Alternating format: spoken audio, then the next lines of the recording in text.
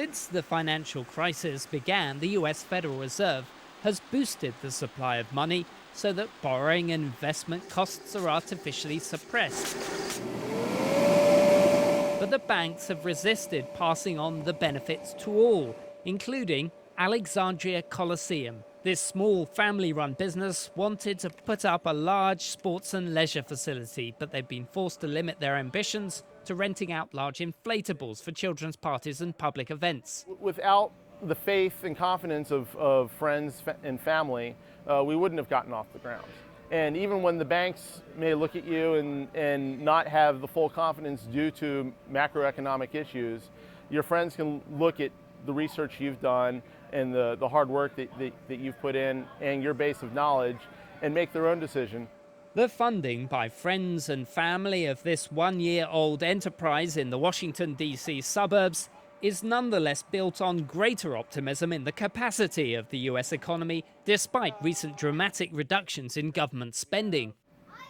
Guarded confidence in the US economy.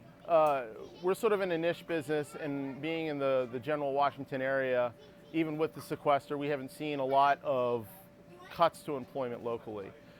As long as the employment picture continues to improve in this area and across the United States, we see no problems in our business continuing to grow. That guarded confidence is reflected in the upward revision of second quarter growth numbers to 2.5%, derived from better export numbers, increased business investment, and a more buoyant housing sector.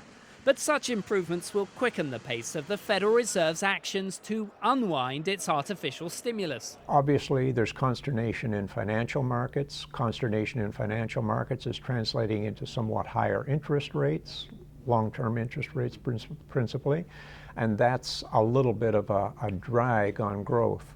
But if you ask me for my opinion, when stimulus ends, it's going to be a good thing. Let the economy stand on its own feet.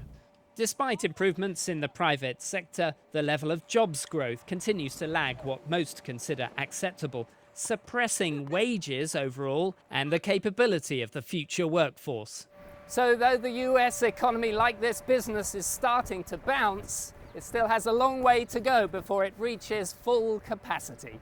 Daniel Wrenches, CCTV, Washington.